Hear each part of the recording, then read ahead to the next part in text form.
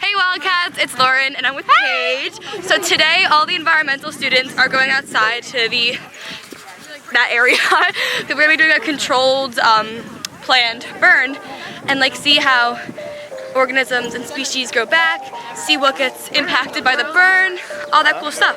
So yeah.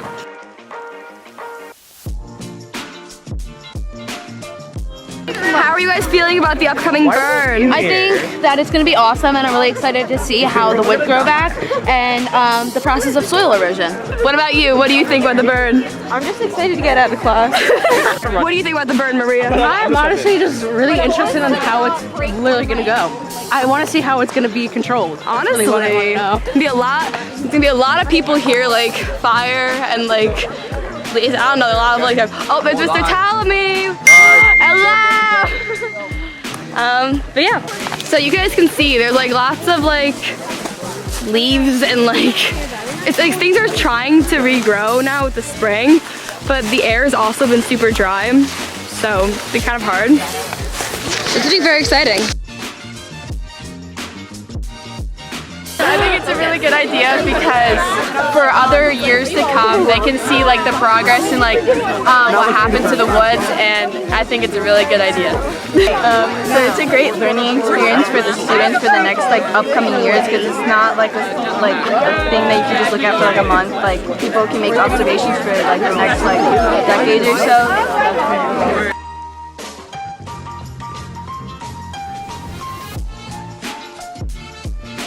How do you guys feel about the upcoming burn? We are so excited for the burn. I think I am the most excited for the burn. We're the most excited out of every single person here. Yes.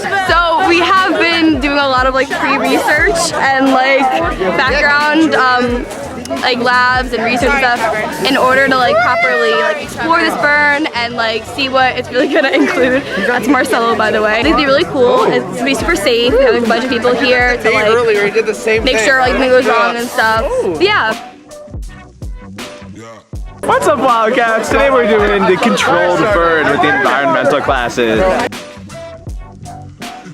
I think it's gonna be beneficial because it's gonna make room for new plants and stuff, and also it's fun, fire. Honestly.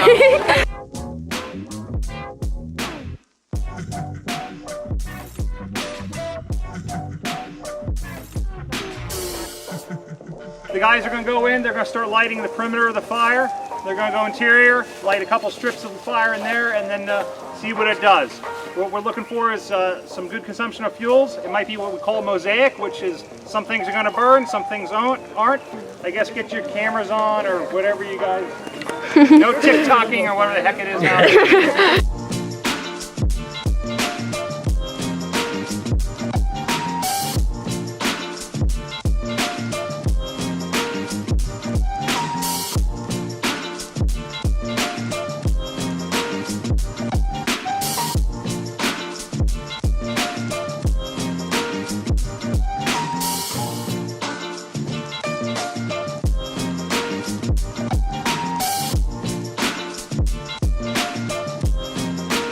My name's Chris Franek. I'm an Assistant Division Fire Warden with the New Jersey Forest Fire Service. I'm Nick Valerio. I'm a Forest Fire Observer for New Jersey Forest Fire. We just did a controlled burn here at High Point High School.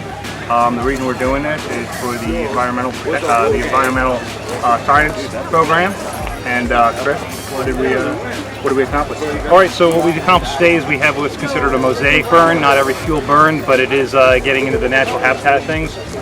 Right now, some of the heavier fuels from the years of storm damage are being consumed, and we're clearing up to make it a more natural, park-esque forest for the area. Now, control burns, or prescribed burning as we like to call it, is great for forest health, for fuels reduction, for fire suppression. It helps keeps the fuels low, helps us fight our fire, and also keeps, again, the park-esque, the enjoyment of the forest, and keeps invasive species out, all that stuff that could ruin a good hike. Yeah. So, as Chris mentioned, these mosaic burns, what they try to do is restore the land here to a little bit more of a natural state and remove some of the invasive species.